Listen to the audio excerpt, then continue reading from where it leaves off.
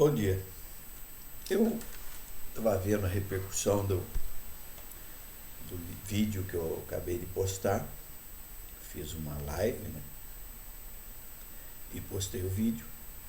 E recebi de um colega que se aposentou no FNDE um vídeo falando da situação de uma determinada universidade federal, situação de abandono e destruição do patrimônio público. E eu resolvi então provocar mais uma vez a reflexão das pessoas em relação a isso tudo que está acontecendo nas nossas universidades. A disponibilidade de recursos que eu destaquei no vídeo anterior, 60 bilhões custa a educação superior brasileira, só federal, falta as estaduais.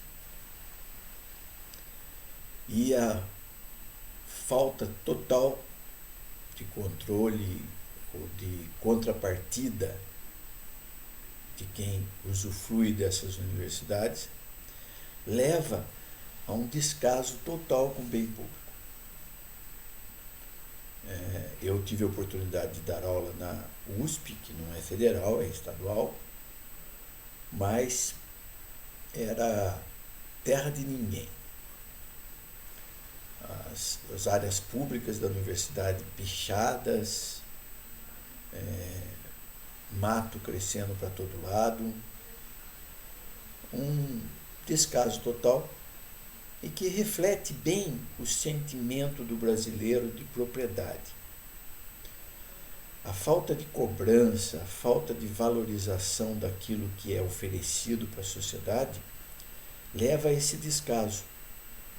Mas é possível mudar isso, porque o metrô de São Paulo é um exemplo que ao longo do tempo, depois de muito esforço, para quem conhece a história,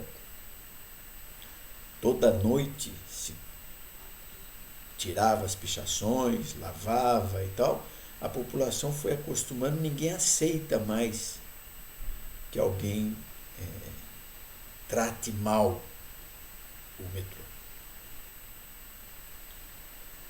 Nas universidades, não é possível os alunos terem o comportamento que têm. E teria que ter punição exemplar, com jubilamento do curso, punição. Chamar a família para pagar o prejuízo. Uma luta contra o descaso.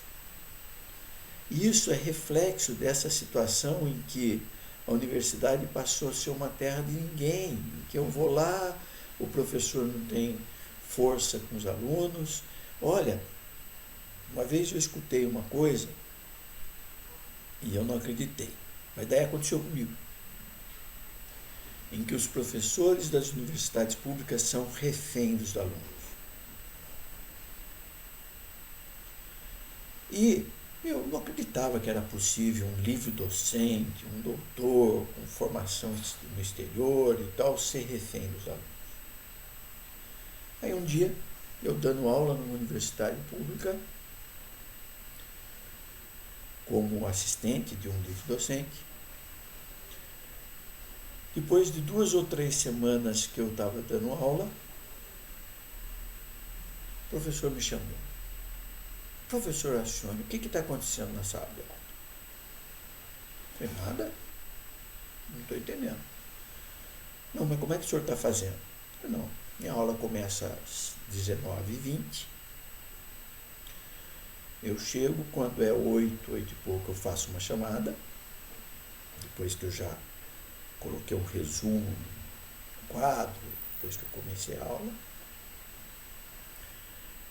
Um pouco antes do intervalo, eu faço uma outra chamada. Depois do intervalo, outra. E às 11 horas, mais ou menos, uma quarta chamada. Porque eu notei que os alunos não respeitam muito o horário. E eu ouvi o seguinte: professor, não podemos fazer isso. Veja o horário que tem mais aluno na sala e faz chamada uma vez só. E depois das 10 horas, diminui o volume de matéria, porque o pessoal tem que ir embora. Eu falei, mas peraí, não estou entendendo. Eu venho lá de Taubaté para dar aula. Não recebo nada por isso. A não ser aquela ajuda de custo lá de R$ 150 na época.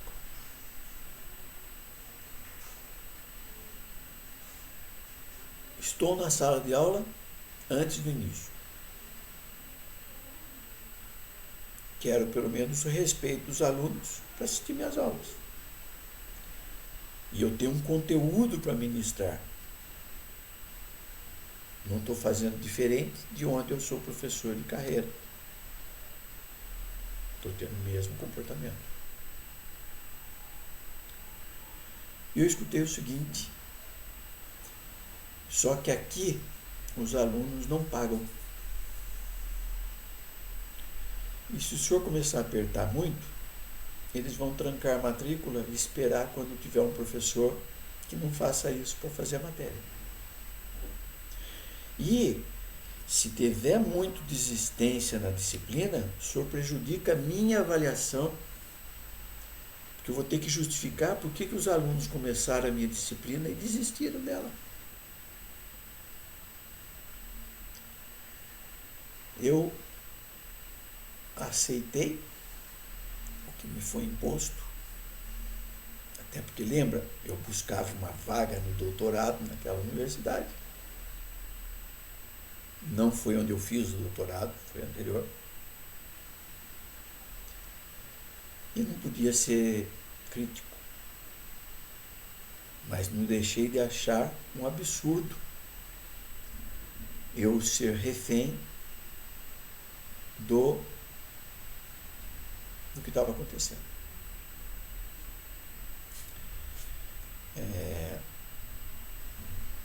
Só um minutinho que eu quero ver uma coisa.